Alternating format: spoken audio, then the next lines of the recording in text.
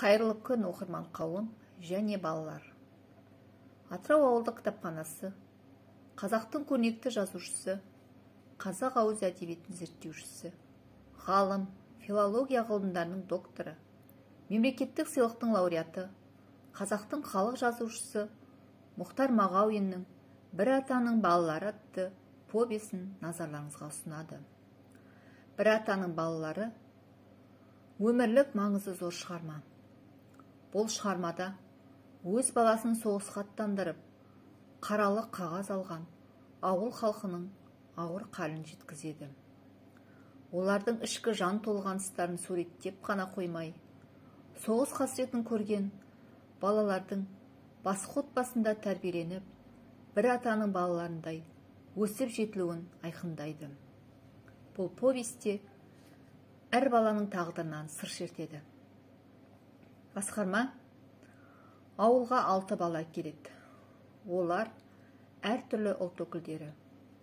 Ағайынды Нартай мен Ертай қазақ балалары, Рашид татар баласы, Яков орыс баласы, Зигфрид неміс баласы, Оля орыс қызы. Біз баладан айырылған жетім болсақ, бұлар ата-анасынан айырылған жетімдер деп ақылдасып, ауыл адамдары балаларды бөліп алады. Ахмет ақсақал неміс баласы Зигфридті бауырына басып, оған қазақшалап Зекен Ахметұлы Бегімбетов деген атау береді. Зекенді өгейсітпей, бар мейірімін төгіп, жақсы адам болып шығуына әсер етеді. Зигфрид ақылды жігіт болып өседі. Өсе келе арманына қарай қадам басып, бас зоотехник болады. Бір күні ауылға тілші келіпті. Тілші соғыс кезінде бастан кешкен қиыншылықтар туралы дерек жинап жүрген.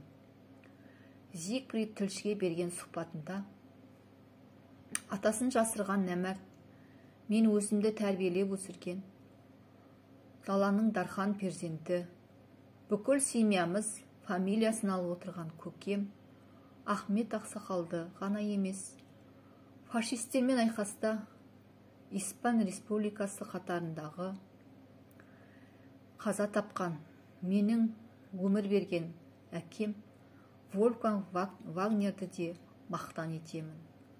Бірақ неміспін деп те айта алмаймын. Бұл менің қалауымнан тыс нәрсе. Қазақ тағдыр ісі дейді. Жалпы арғы текті қазу азаматтың ісі емес.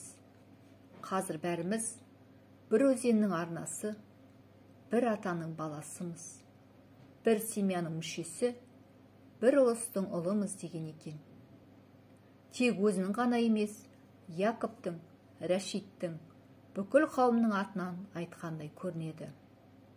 Бұл шығарма адамзатқа бауырмалдықтың, достықтың қажет екендігін насихаттайды. Бұл шығарма қазақ халқының қонақжай, жетімін жылатпаған, қонағын төрге шығарған, қарапайым халық екенін айқындайды. Шығарманы оқыңыз келсе, кітапханаға келіңіз, кітап оқыңыз.